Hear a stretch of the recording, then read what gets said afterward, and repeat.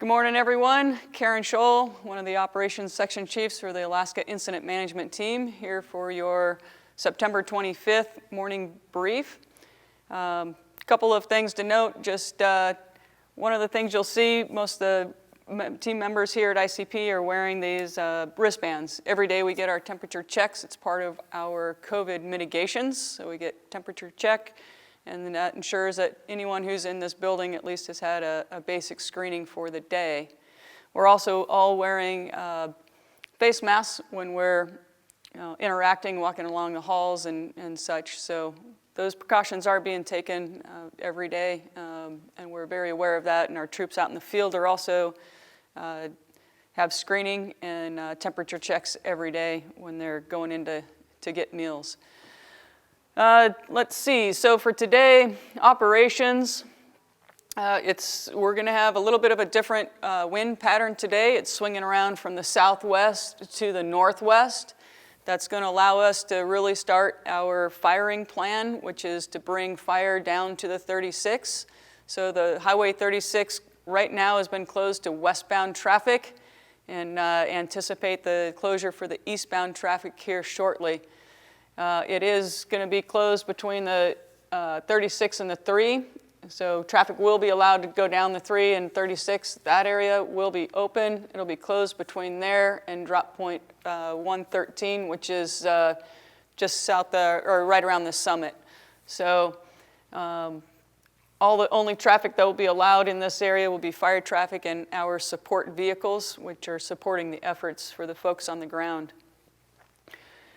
Let's start down in Ruth. So Ruth, we still have fire coming down to our control lines. We're going to aid that a little bit today, trying to just keep fire coming down. We've got plumbing in place, which is our pumps and hose, and we've got crews there to help nurse this down to the control lines.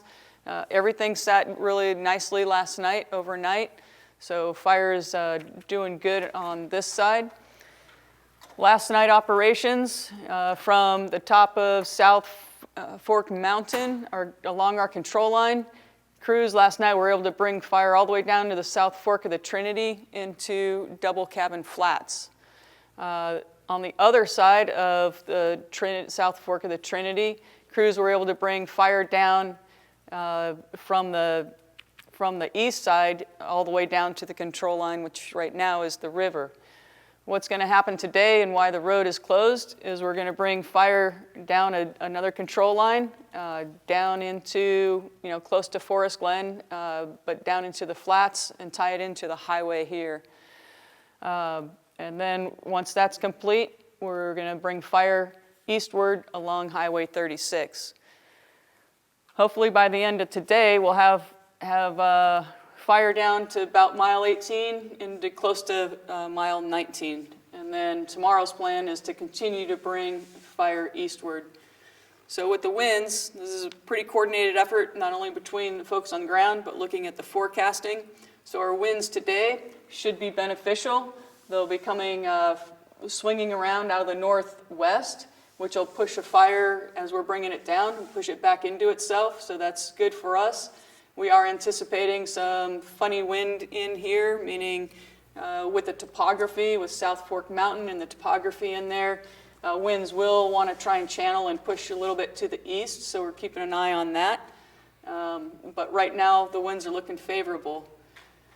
Tomorrow, winds will shift around to the north-northeast, which will then kind of push the fire back into itself. So we're well aware of a lot of the possibilities in there. If you think about our fire triangle, as we call it, it's topography, the fuels out there, and the weather.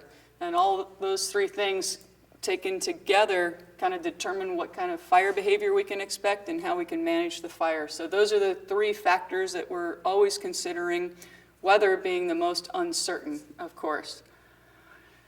Elsewhere, Post Mountain, Forest Glen, Ruth, we've got structure protection in place. Everyone's ready to go should we have any spot fires or need to suppress anything in those communities.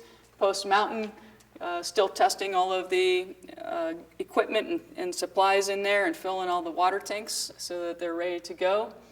Today we are setting up a mobile retardant plant just north on the 3. And what that allows is we set up the big pumpkins, the big orange pumpkins in tanks, and we mix retardant there on site. And then helicopters can come and dip out of there with their buckets and deliver that to the field.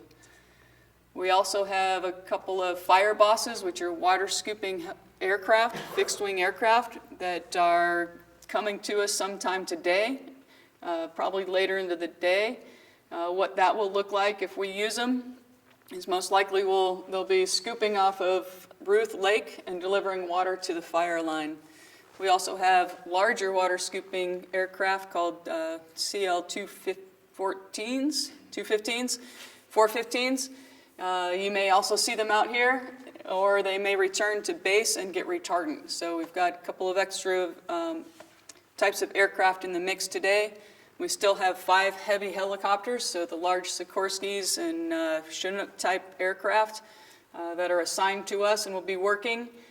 We've got 3 medium helicopters, which are kind of like the size of Hueys, I guess, is the best way to describe them. They're the civilian style of the Huey, military Huey aircraft.